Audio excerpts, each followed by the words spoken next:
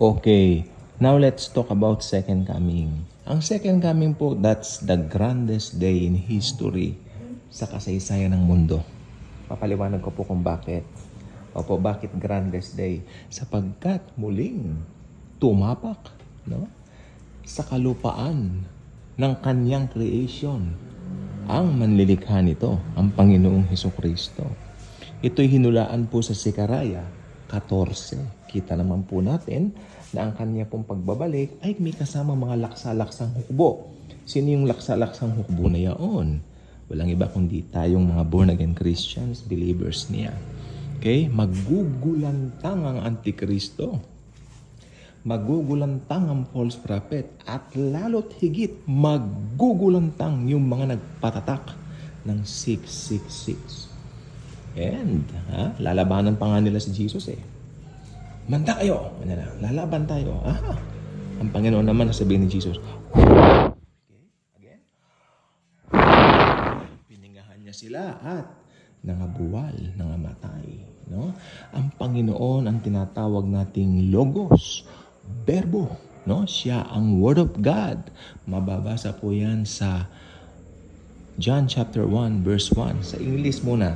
In the beginning was the Word, and the Word was with God, and the Word was God. Talon tayo ng 14. And the Word became flesh and dwelt among us. In English.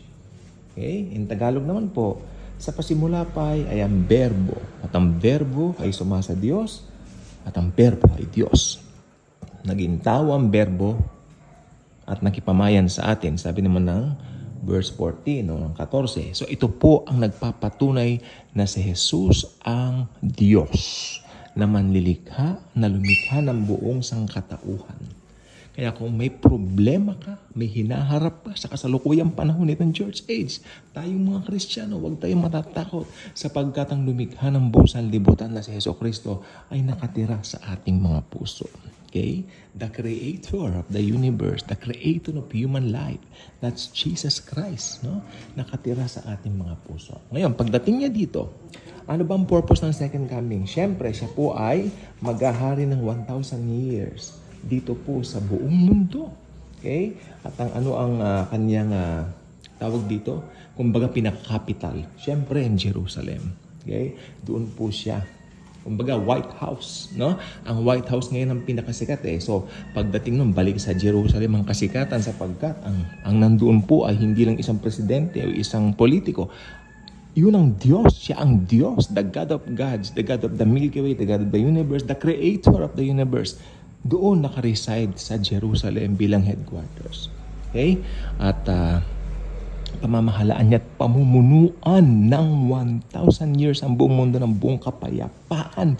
Kalain niyo sa buong 1,000 years na yan. Ngayon, takot tayo sa mga aso. Pag masyadong maraming aso, natatakot tayo. Baka makagat tayo, baka magkarabis tayo and all that. You know what? During that time, ang mga bata po ay hahawak ng mga ahas. During that time, mga bata po katabi mga lions, no? Ang mga bata may katabing mga tuta, maski kagat-kagatin sila, no problema, walang rabies, no? Dahil buong kapayapaan po at nakakulong si Satanas sa pit during the 1,000 year of the Lord Jesus Christ here on earth. Okay. So ang 1,000 years na pagre-reign ni Jesus ay isa po sa kinasasabikan din natin mga mananampalataya. Okay? Siyempre, ang buong earth during that time, I believe, punong-puno ng kapayapaan at punong-puno ng magagandang bagay. No? At naniniwala po ako para po sa akin, ang perspektibo ko, makikita natin dito sa buong 1,000 years, ibabalik niya mga puno na pinutol, no? Magiging, kumbaga parang wow, talagang wonderland. Parang ganun ang dating. Kasi ngayon, puro tayo mga buildings, mga ganyan. Pero I believe sa millennial rin niya, puro tayo yung parang mga puno, mga ganyan, yung parang, hindi ba tuwan-tuwa tayo pag nakakita tayo sa mga page ng mga luma, yung mga nasa bukid, mga ganyan, basta clean and green. I believe that's clean and green. 1,000 year niya mapayapa. Paraiso ang dating. Kasi in-restore lang niya yung Garden of Eden, parang ganun ang dating, naniniwala po kung ganun po. While yung iba naniniwala magiging modern daw, well, that's their belief, no? Pero ako naniniwala po, mas napipicture ko yung kapayapaan na ganyan, yung clean and green, no? May rainbow. Yeah, mas maganda po yun. Kasi tapos na yung sistema ngayon eh. Di ba? Para i-ano mo pa yung ganon.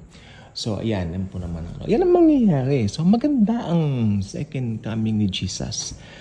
At bilang believers ni Christ, meron tayong peace. Go? Even dito sa kasalukuyang panahon natin, actually, may mga pinagdadaanan po tayo. Ako kahapon may pinagdaanan po. Hindi po maganda. Sa sobrang stress ko, natulog ako ng maaga. Maniwala po kayo sa akin. I slept, I think, 9:30, around that time. At gumising ako, mga alas 5. At alam nyo, ang bait ng Lord, sapagkat I feel good na paggising ko. Okay? Meron akong isang tiyahin, parang auntie na rin namin, no? Sabi niya, ako pag may problema ako, natutulog ako, tinatakasan ko. Sabi ko, wow, naintindihan ko po kayo, tita. Maganda. Tama naman yun, di ba? Kasi, di ba, kung may stress ka, magkakasakit pa, sabi niya, pag gising ko, I feel good, I feel better.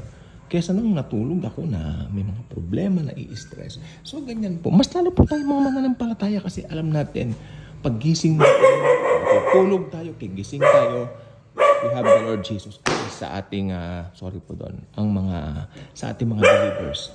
Protected po tayo. Iniingatan tayo. So, ayan. Pero siyempre, bago dumating si second coming, si rapture muna. At yan po ang gusto kong sabihin ngayon. My heart is so sad doon sa nangyari sa Thailand, no? Yung sa bus na nasunog po ba yun? O ano nangyari, no? Ngayon ko lang hapon nakita eh. So, nalulungkot po ko. May teacher pa raw, kayakap yung estudyante. So, ang mga bata po ay walang kasalanan. So, I believe nasa paradise sila ngayon. Nandun na sila sa third heaven kasama si Jesus Christ. Mahal ni Jesus ang mga bata. Okay? So, yan. At yung Taal Volcano. Active po kasalukuyan while recording this. Nire-record ko po ito 7 o'clock ng gabi ngayon. Ang Taal active na sumasabog daw after 1 hour kanina, an hour ago. So, yan po mga nangyayari ngayon. Tapos, ito pang gusto ko sabihin, no? Alam niyo po ba, habang nagkakagulo sa Israel ngayon, dalawa po ang full moon yata o blood moon, whatever is that, no? Kaya ako naniniwala po ko rapture is approaching. Not because of these signs, but because sa asal ng mga tao. I believe in that. Rapture is approaching. Jesus himself will get his believers to be with him forever and ever. Alam niyo po ba nag-rapture na hindi na tayo magkakahiwa-hiwalay nila Jesus? Lagi na tayong all together. Together. Ayaw ko sanong Rick Astley. Diba? Pero, siyempre, gusto kong kantayin si Rick Astley, pero baka ma-copyright claim tayo. Pero ganun na, together forever tayo. Ito yung doggy. So, yeah, I mean, that's very exciting. And anytime now, rapture na po. Tandaan po ninyo yan. Hindi po ako ang may sabi niyan. Ang Bible ang may sabi niyan. Okay? Again, may nangyari. Sumabog yung bus. Tapos yung Taal Volcano. Magulo po sa Israel. Hindi ba? I think yung Iran parang gumante. Hindi ba? Yun ang pinaka-latest. Tapos, ito nga po yung nangyayari ngayon sa mayroong blood moon na naman yata habang nangyayari yun. Ang dami pong nangyayari ngayon. Isip-isipin po ninyo yan. Diba? Tapos, yung paborito naming singer, Christopher Christopherson. Okay, namatay na po siya, pumanaw na. Pero believer po yun. So, Chris Christopherson yata, no? So, siya po ay nasa heaven na po. Kasama na po ni Lord Jesus. Believer po yun. So, pag ang pumanaw, believer, wala tayong problema dyan. Mararapture din po yan. Diba? Magpapalitan ng bagong katawan po. So, yan po nangyayari ngayon. Ha? So, marami pong naniniwala, malapit na po ang rapture. Even maka itong October na po. Diba? Malapit na po kasi yung Feast of the Tabernacle nila. So, this October na po yun. So, maaring dumating na raw po sa tabernacle. So, alam niyo ba yung tabernacle? Ibig sabihin nun, dwelling. Di ba? So, si Jesus nag-dwell dito ng 33 years. So, baka mag-dwell uli siya rito through the rapture para i-dwell na po niya tayo doon sa kanyang presence forever. Okay? Let us welcome Jesus with a smile. Welcome, Jesus. Naway mag-rapture na po, Lord Jesus. Kunin mo na kaming mga believers mo.